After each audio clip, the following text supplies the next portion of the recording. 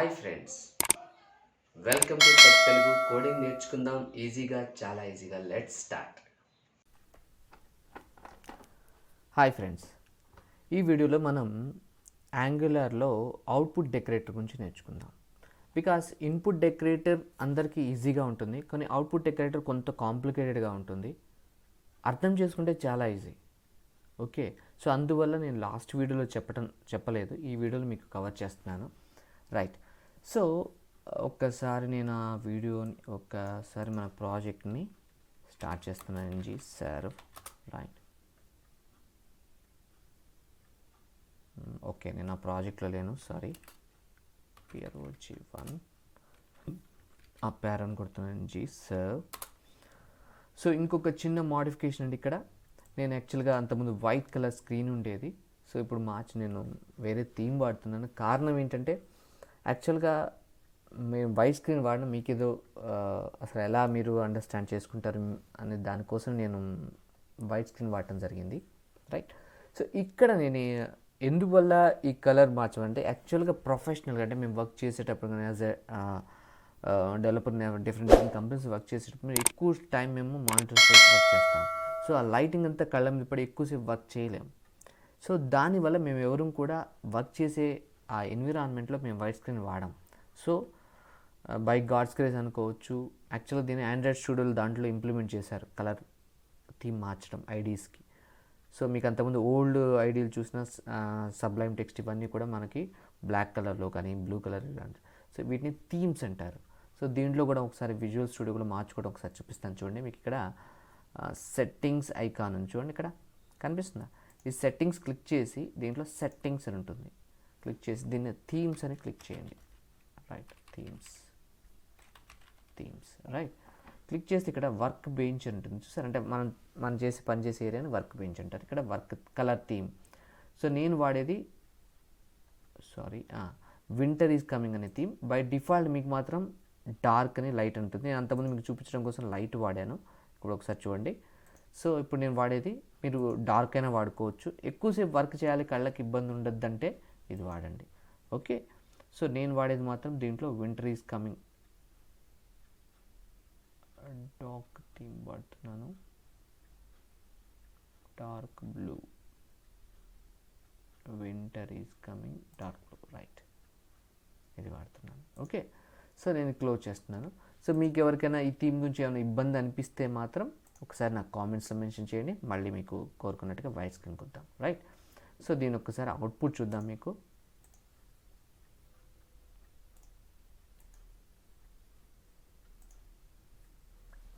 So local host 4200 తెలుసు కదా, URL.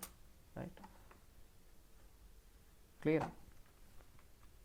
So ఇంతకుముందు మనం స్టూడెంట్ కాంపోనెంట్ అనే చైల్డ్ కాంపోనెంట్లోకి హోమ్ కాంపోనెంట్ నుంచి ఒక డేటాని పంపించడం జరిగింది లాస్ట్ వీడియోలో. ఒక్కసారి మీకు ఎవరికైనా ఇదంటే కంటిన్యూషన్ ఆఫ్ లాస్ట్ వీడియో, కాకపోతే ఏంటంటే ఆ కంటిన్యూషన్లో అది చాలా చెప్పాము. దాంట్లో రౌటింగ్ మీకు కవర్ చేశాను, ప్లస్ రౌటింగ్తో పాటు రౌటర్ లింక్స్ కవర్ చేశాను, దాంతోపాటు ఇన్పుట్ డెకరేటర్ కూడా మీకు కవర్ చేశాను దాంట్లో. సో దాంతోపాటు ఇదంతా చెప్పేసాక మీకు ఇబ్బంది అవుద్దని నేను అవుట్పుట్ డెకరేటర్ని నేను సపరేట్గా తీసుకురావడం జరిగింది. రైట్. సో నేను ఇక్కడ ఒక్కసారి పెయింట్కి వెళ్తున్నాను మీకు ఈజీగా ఉండటం కోసం. రైట్.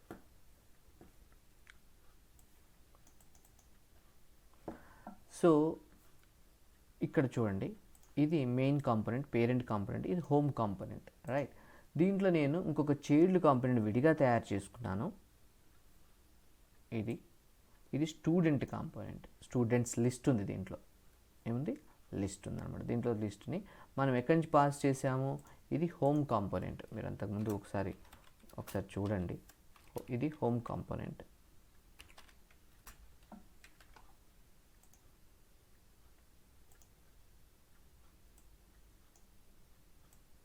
ఇది హోమ్ కాంపోనెంట్. రైట్. ఇది వచ్చేసరికల్లా student components. Right, students list. దీంట్లో లిస్ట్ వచ్చింది, దాన్ని మనం ఏం చేసాము ఇక్కడ. సో ఈ స్టూడెంట్ కాంపోనెంట్ ఇక్కడికి సెలెక్టర్ ద్వారా, ఏం సెలెక్టరు, కాంపోనెంట్ సెలెక్టర్ ద్వారా ఆ ట్యాగ్ని సెలెక్టర్ని ట్యాగ్లా వాడుకొని దీంట్లోకి ఇన్సర్ట్ చేసాం, రైట్. ఆటోమేటిక్గా బిల్ట్ అంటే రన్ టైంలో ఇన్సర్ట్ చేయడం జరిగింది, రైట్. సో దీంట్లోకి మనం డేటాని అంటే ఈ కాంపోనెంట్లో ఒక ఎరేని తయారు చేసుకున్నాం, దాని పేరు స్టూడెంట్స్, రైట్. ఆ స్టూడెంట్స్ అన్నదాన్ని దీని లోపలికి పంపించాము. ఎలా? కాంపోనెంట్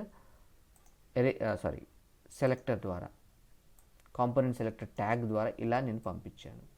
ఇలా పంపించే ముందు ఒకసారి రివైజ్ చేస్తున్నాను. ఇలా పంపించే ముందు నేను పంపించగానే తీసుకోదు, మనం అక్కడ మెన్షన్ చేయాలి ఏ వేరియబుల్కి అటాచ్ చేస్తాం. ఇదేమో మనం హోమ్ కాంపోనెంట్కి సంబంధించినటువంటి టీఎస్ ఫైల్లో ఒక ఏరియాని తయారు చేశాను. ఆ ఏరియాని ఈ హోమ్ కాంపోనెంట్కి సంబంధించిన HTML ఫైల్లో ఈ సెలెక్టర్కి ఒక వాల్యూ లాగిచ్చి దానికి ఒక యాట్రిబ్యూట్ వాల్యూని వాడాను.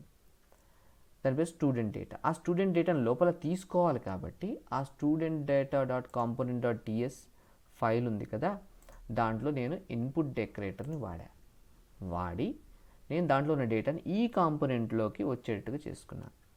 సో ఈ వాల్యూని నేను ఆ HTMLలో ఏదైతే ఈ స్టూడెంట్కి సంబంధించినటువంటి HTML ఉంది కదా, దాంట్లోకి అది అక్కడ ఇన్పుట్ వాడటం వల్ల ఆ వేరియబుల్ మనకు వచ్చిందనమాట. సో దాంతో మనకి టేబుల్లో ng_for అనేది పనిచేసి మనకి ఆ లూప్ తిరగటం అయింది, రైట్. ఈ లూప్ అనేది తిరిగింది, రైట్. సో ఇక్కడ నేను చెప్పబోయేది ఏంటంటే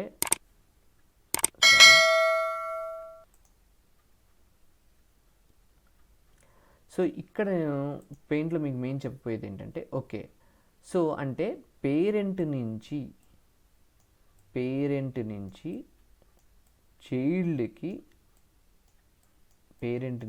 చైల్డ్కి మనం డేటా పంపించాము, రైట్. కానీ నాకు చైల్డ్ నుంచి ఏదైనా బటన్ క్లిక్ చేస్తే పేరెంట్లోకి డేటా వెళ్ళాలి, మరి ఎలా?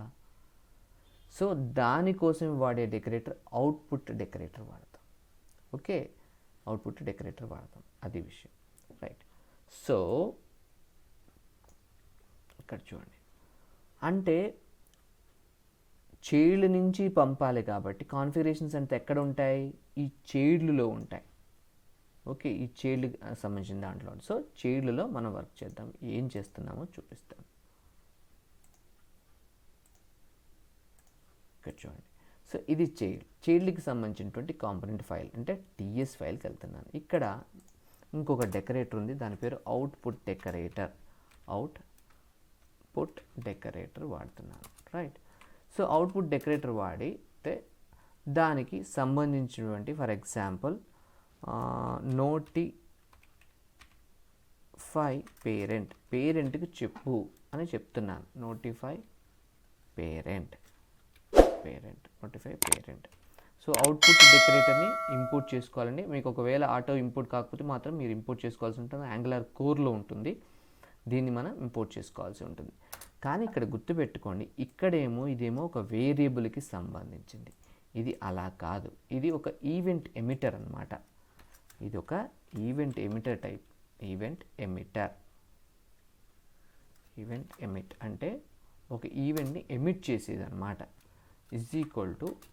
దీనికి ఒక ఆబ్జెక్ట్ని దీంట్లోకి ఒక ఒక న్యూ ఈవెంట్ ఎమిటర్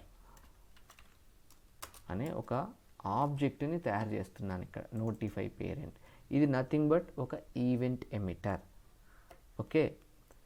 ఈ ఈవెంట్ ఎమిటర్ అనేది నథింగ్ బట్ ఒక ఆబ్జెక్ట్ అనమాట. ఇది అబ్జర్వబుల్ టైప్ అనమాట. అంటే మీరు ఏదన్నా అబ్జర్వబుల్ అంటే ఏంటి? అబ్జర్వ్ చేస్తూ ఉంటుందని మీనింగ్, గుర్తుపెట్టుకోండి. It is observing something.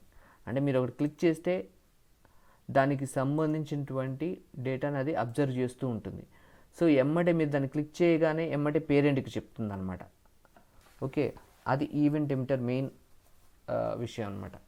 So ఈ ఈవెంట్ నోటిఫై పేరెంట్ ఉంది కదా, సో మీకు అంతకుముందు చెప్పాను. సో దీన్ని ఎట్లయితే పెట్టామో దీన్ని కూడా అలాగనే మెన్షన్ చేయాల్సి ఉంటుంది. ఎక్కడ? దీనికి సంబంధించిన పేరెంట్లో కదా ఈ కాంపోనెంట్ కాల్ చేసింది, ఆ కాంపోనెంట్లో. కానీ ఫస్ట్ పక్కన పెట్టండి, నేను ఏం చేస్తున్నాను, ఈ స్టూడెంట్ కాంపోనెంట్ ఉంది కదా, దానికి HTML ఫైల్కి వెళ్తున్నాను. సో మీకు ఈజీగా అండర్స్టాండ్ చేయడం కోసం ఇక్కడ ఒక బటన్ రాస్తున్నాను, BUTTON బటన్. రిటర్న్ ట్యాగ్ ఉండదు, యూటీటీ బట్ సబ్మిట్ ఉండకూడదు మనం, ఎందుకంటే ఫామ్ వాడట్లే కదా, యూటీటీ వైన్ బటన్. సో ఒక show send data to parent అని రాస్తున్నాను, రైట్. ఇక్కడ మీకు ఆల్రెడీ అంతకుముందు క్లాస్లో చెప్పినట్టు ఇక్కడ ఒక ఈవెంట్ ఉంటుంది, దాని పేరు క్లిక్ ఈవెంట్. ఈ ఈవెంట్లో నేను ఏం రాస్తున్నాను, సెండ్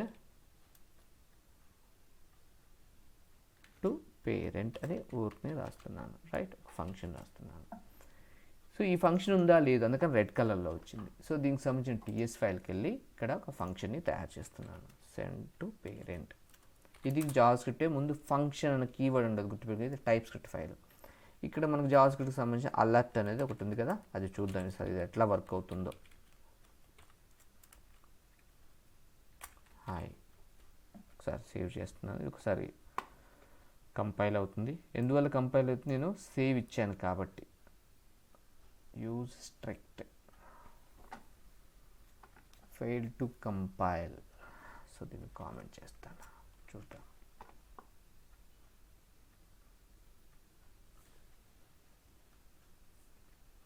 న్యూ ఈవెంట్ ఎమిటర్ ఎందువల్ల ఒకసారి చూద్దాం, ఉండండి.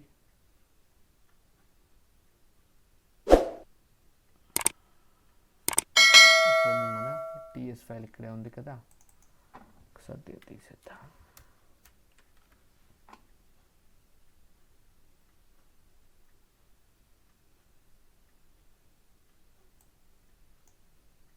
Use strict mode. సో ఇది యాంగులర్ 11 కదా, కొన్ని రూల్స్ మార్చాడు, సో దానివల్ల ఇష్యూ అవుతుంది. ఈవెంట్ ఎమిటర్ కరెక్టే కదా, అవుట్పుట్ వాడాం, అవుట్పుట్ డెకరేటర్ వాడాం, న్యూ ఈవెంట్ ఎమిటర్ వాడాం. న్యూ ఈవెంట్ ఎమిటర్ ఉందా, సారీ ఇక్కడ ఏం ప్రాబ్లం వచ్చిందంటే ఈవెంట్ ఎమిటర్ అనేది వేరే ప్యాకేజీకి సంబంధించింది, అది కూడా యాంగులర్ కోర్లోనే ఉంటుంది, అది ఇష్యూ. ప్రొట్రాక్టర్ అంటే మన టెస్టింగ్కి సంబంధించింది. ఓకే, ఒక్కొక్కసారి ఆటోమేటిక్ ఇది ఒక పెద్ద ఇష్యూ వస్తుంది, ఎందుకంటే ఆటోమేటిక్ ఇంపోర్ట్ ఉంది కదా, డైరెక్ట్ దాంట్లో పోయి ఇంపోర్ట్ అవుతుంటుంది. సో ఇప్పుడు చూడండి కంపైల్ అయిపోయింది ఈజీగా. సో అది ఒకటి మీరు గమనించాలి. సో ఇది ఏ టైప్ అనేది ఈవెంట్ ఎమిటర్. సో ఇష్యూ కాదు అది, event emitter, new event emitter. Already event emitter store చేసాం కాబట్టి అవసరం లేదు మనకి ఇది కూడా. సో రైట్, ఇప్పుడు చూద్దాం. ఇప్పుడు దీన్ని క్లిక్ చేస్తున్నాను చూడండి, ఒకసారి టీఎస్ ఫైల్కి వెళ్తున్నాను. దీన్ని అన్కామెంట్ కంట్రోల్/ కొట్టగానే కామెంట్ అన్కామెంట్ అయిపోతుంది. ఒకసారి చూద్దాం, చూడండి. నేను క్లిక్ చేస్తున్నాను, మనకు అలర్ట్ వచ్చింది. ఇది జావాస్క్రిప్ట్ అలర్ట్, మీకు అందరికీ తెలిసిందే, రైట్. సో ఇక్కడ నేను ఏం చేస్తున్నాను, నేను ఈ పిలిచేటప్పుడు దీన్నైతే ఇప్పుడు అలర్ట్ని పిలుస్తున్నాను కదా, సో ఈ పిలిచే బదులు ఈ ఈవెంట్ ఏమిటంటే నథింగ్ బట్ ఒక అబ్జర్వబుల్ అంటే చెప్పాను, ఒక అబ్జర్వ్ చేస్తుంటుంది. సంథింగ్ జరిగితే అది ఎమ్మటే దానికి లింక్ అయిన ఫంక్షన్కి ఎమ్మటే చెప్పేస్తుంది. సో నువ్వు ఆ అబ్జర్వబుల్కి చెప్పాలి, బాబు నేను ఈ బటన్ నొక్కాను, పేరెంట్కి సంథింగ్ తీసుకొని వెళ్ళు అని చెప్పాలి, రైట్. నేను ఇక్కడ ఏమని చెప్తున్నాను చూడండి, నోటిఫై పేరెంట్ పైన చూసారా. సో క్లాస్లో దాన్ని పిలవాలంటే ఎట్లా పిలవాలి, this dot notify parent dot. ఇది ఎమిటర్ కాబట్టి సమ్ ఎమిట్ చేస్తుంది, అంటే బయటికి సమ్ ఎమిటింగ్ చేస్తుంది అనమాట, సమ్ విషయాన్ని ఇస్తుంది, హాయ్ అని ఇస్తున్నాను నేను ఇక్కడ. ఓకే, సో అంటే మీరు గమనించండి, డైరెక్ట్గా దీన్ని మనం బటన్లో పెట్టట్లేదు, దానికి ఒక ఫంక్షన్ రాసి ఆ ఫంక్షన్లో ఈ ఎమిటర్ని కాల్ చేస్తున్నాను.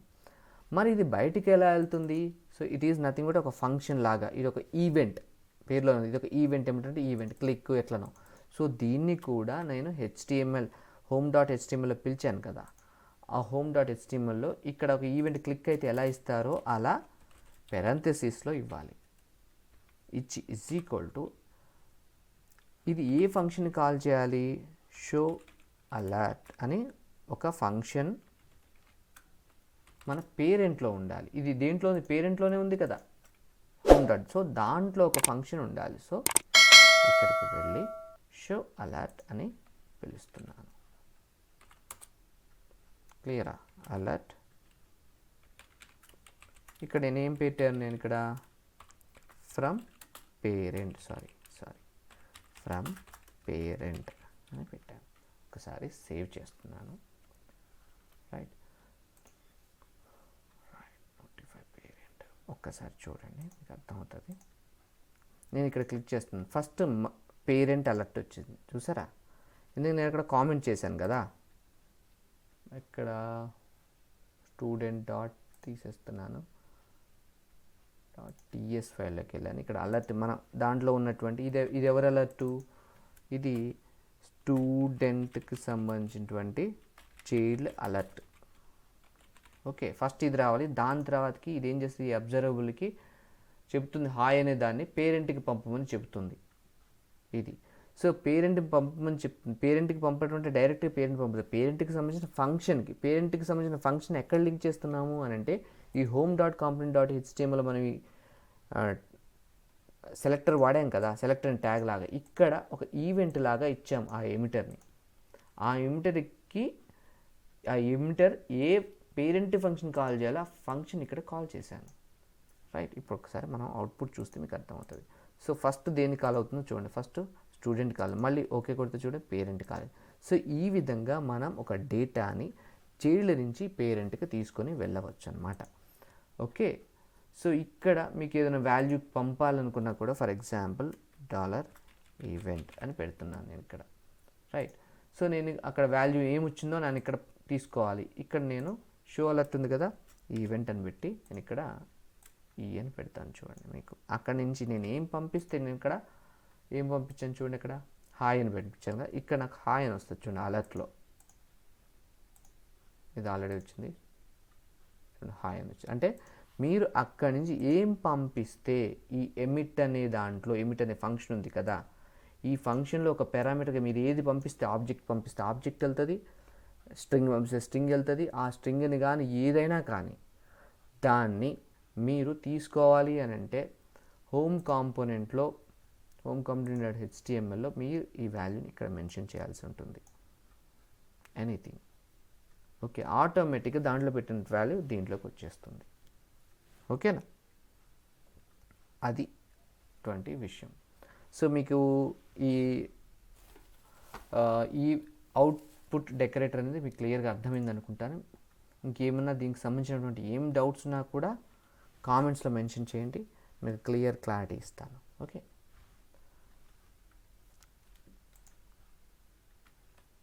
మీకు ఈ వీడియో కనుక నచ్చినట్లయితే సబ్స్క్రైబ్ మాత్రమే కాదు లైక్ కూడా చేయండి అండ్ మీ ఫ్రెండ్స్కి షేర్ చేయండి.